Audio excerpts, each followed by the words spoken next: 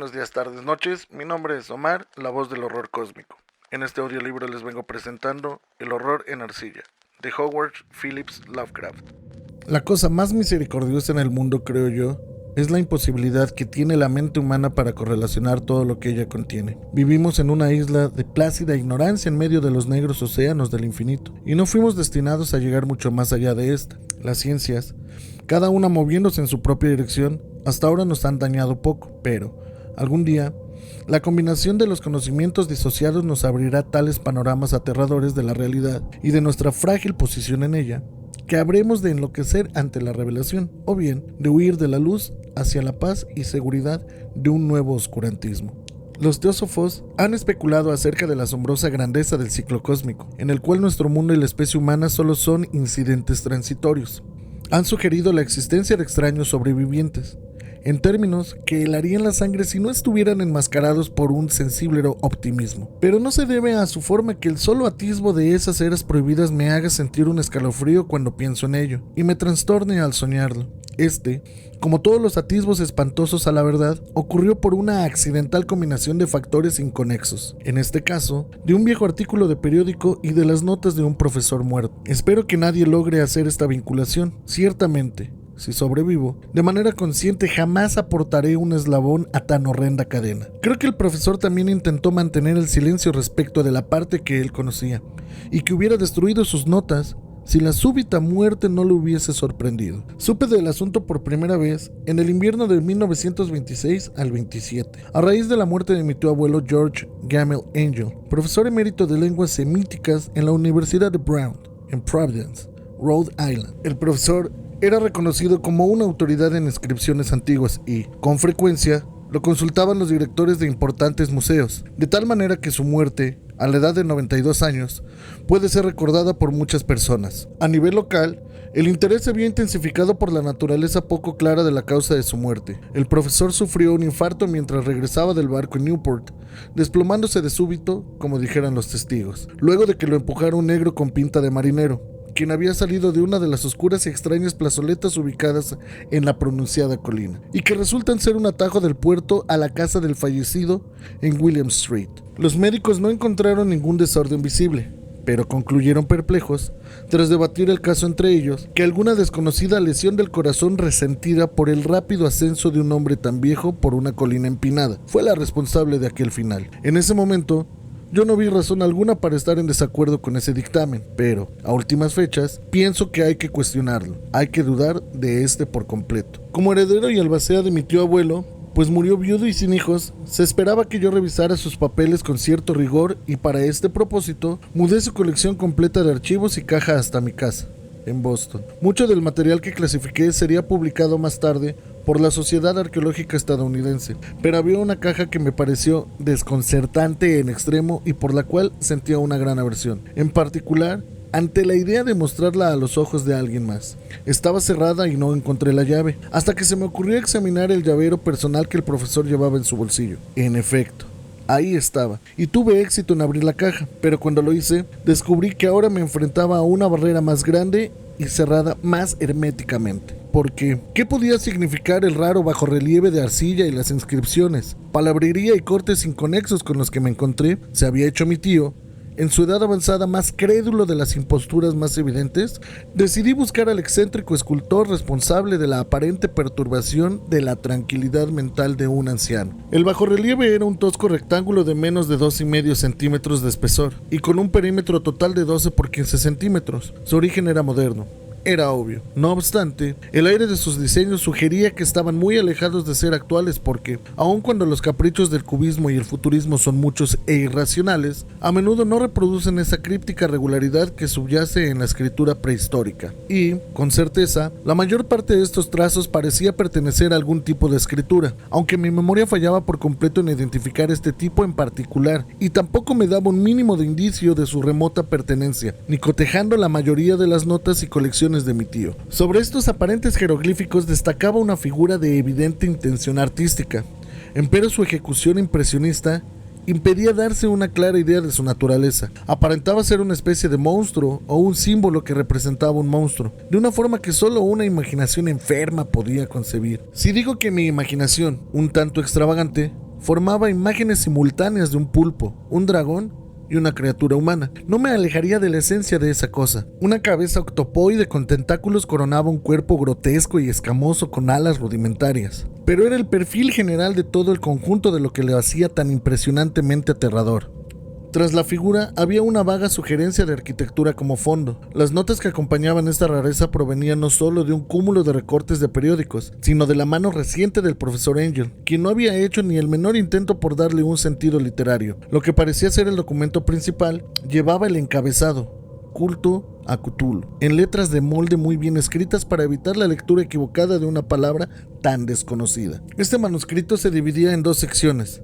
La primera tenía rotulado 1925, El sueño y la obra onírica de H.A. Wilcox, 7 Thomas Street, Providence, Rhode Island, y la segunda, narración del inspector John R. Legras, 121, Bienville Street, New Orleans, 1908, AASMTG. Notas acerca de la misma y declaración del profesor Webb. Los otros papeles manuscritos contenían notas breves, eventuales crónicas de los sueños extraños de distintas personas, algunas citas de libros y revistas teosóficos, notablemente de la historia de la Atlántida y de la Lemuria perdida, de W. Scott Elliot, y otros comentarios que mencionaban sociedades secretas y cultos encubiertos que habían sobrevivido por largo tiempo, con referencias a secciones en libros de consulta mitológica y antropológica, tales como la rama dorada de Fraser y el culto de las brujas en Europa Occidental. Los recortes aludían, en su mayor parte, a la propagación de la enfermedad mental y los episodios de manía e histeria colectivas que tuvieron lugar en la primavera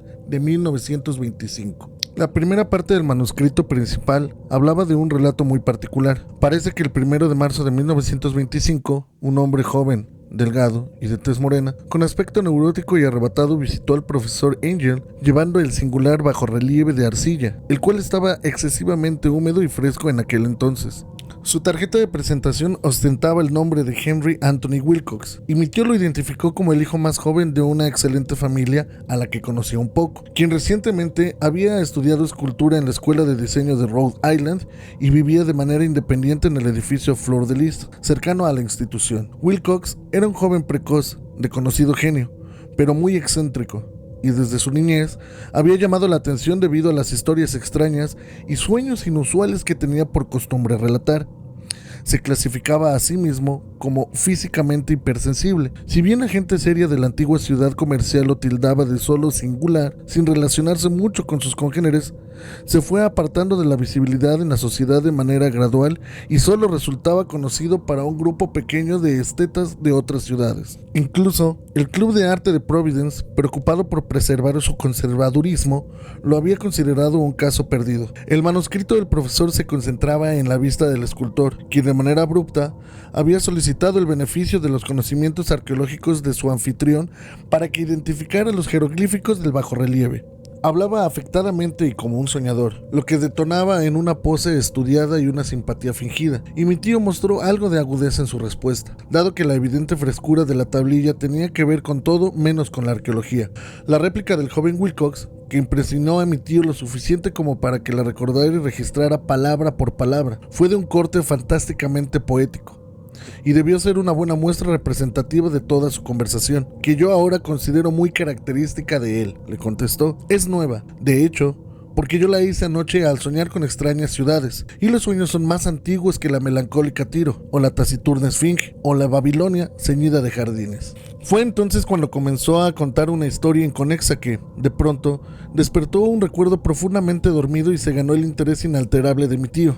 La noche anterior había ocurrido un ligero temblor, el más fuerte en Nueva Inglaterra en muchos años, y la imaginación de Wilcox quedó profundamente perturbada. Al retirarse a dormir, tuvo un sueño sin precedentes acerca de enormes ciudades ciclópeas, hechas de bloque titánico y con monolitos que alcanzaban el cielo, todo goteando de un limo verdoso y sumergido en una atmósfera siniestra por su horror latente.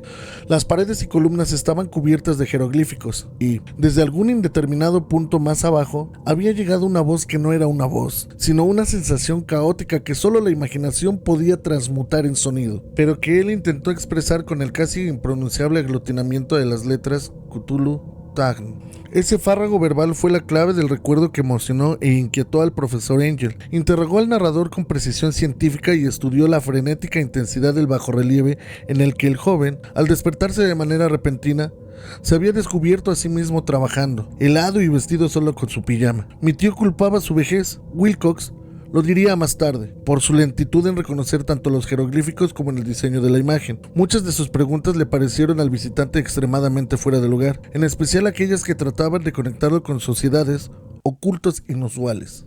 Y Wilcox tampoco podía entender las repetidas promesas de silencio que le ofrecían a cambio de que admitiera que pertenecía a algún grupo mayoritariamente místico o de religión pagana. Cuando el profesor Angel quedó convencido de que el escultor en verdad no sabía nada acerca de algún culto o sistema de conocimiento críptico, le insistió mucho para que éste le ofreciera futuros reportes de sus sueños. El acuerdo dio frutos constantes, pues, luego de la primera entrevista, el manuscrito registraba visitas diarias por parte del joven, durante las cuales le relataba fragmentos sorprendentes de su imaginación nocturna, cuya carga principal siempre era un terrible paisaje ciclópeo de roca verde y goteante, con una voz o inteligencia del inframundo gritándole monótonamente en enigmáticos golpes de sensaciones, imposibles de transcribir, salvo como meros galimatías. Los dos sonidos repetidos con frecuencia eran aquellos que, usando las letras de nuestro alfabeto, forman las palabras Cthulhu y R'lyeh. El 23 de marzo continuaba el manuscrito. Wilcox no se apareció y las preguntas acerca de su paradero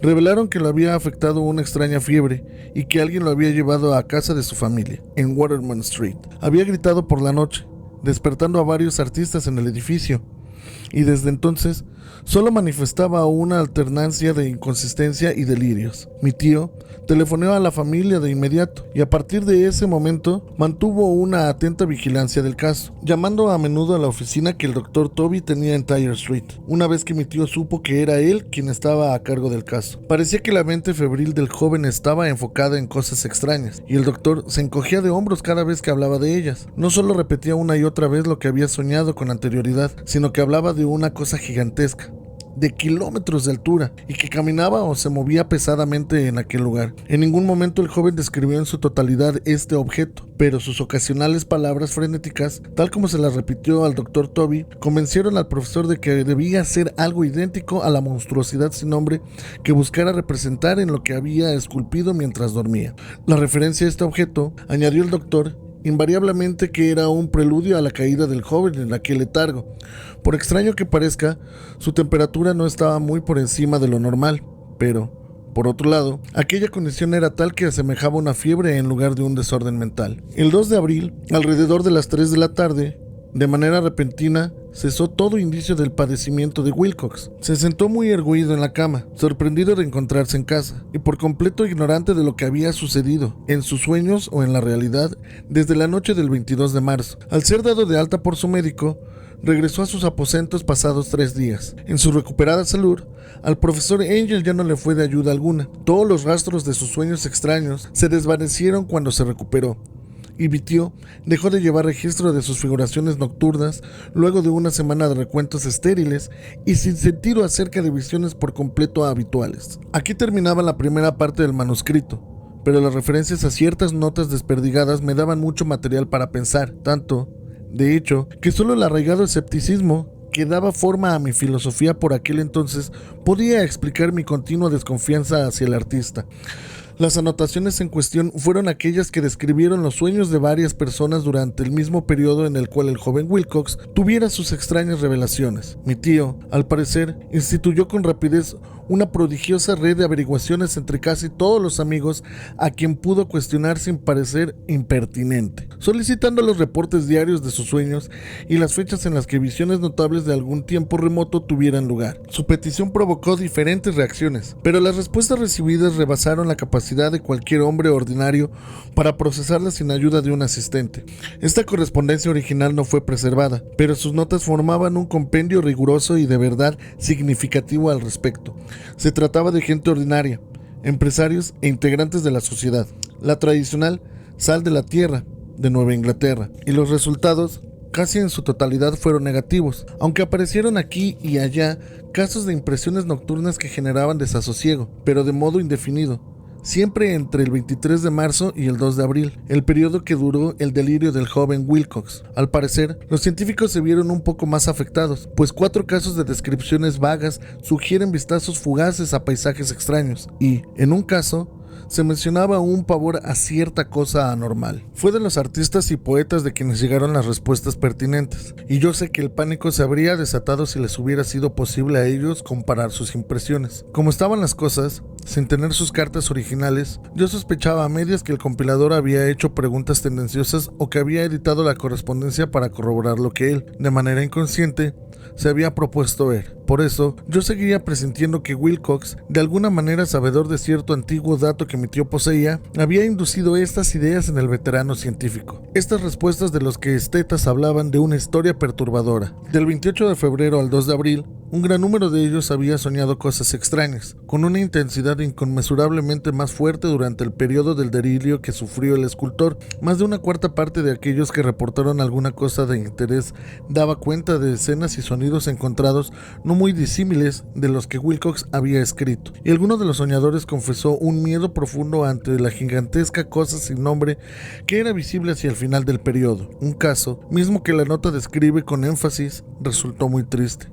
El sujeto, un arquitecto muy reconocido, con inclinaciones por la teosofía y el ocultismo, sufrió un violento trastorno en la fecha en que Wilcox padeció su episodio y falleció varios meses más tarde, después de gritar incesantemente que lo salvaran de un habitante del infierno que había escapado. Si mi tío hubiese referenciado estos casos por nombre, en lugar de hacerlo meramente por número, yo hubiese intentado obtener alguna corroboración a través de investigaciones personales, pero tal como estaba, solo tuve éxito en rastrear unos pocos. Sin embargo, todos estos ocupaban el total de las notas. Con frecuencia, me he preguntado si todos los sujetos de las averiguaciones del profesor se sintieron tan confundidos como esta fracción de ellos. Es mejor que jamás reciban explicación alguna. Los recortes de publicaciones, como he mencionado ya, trataban de casos de pánico, manía y excentricidad que tuvieron lugar durante el periodo establecido. El profesor Angel debió emplear los servicios de una oficina de información, pues el número de extractos era descomunal y las fuentes estaban dispersas por todo el mundo. Aquí se menciona que hubo un suicidio nocturno en Londres, en el cual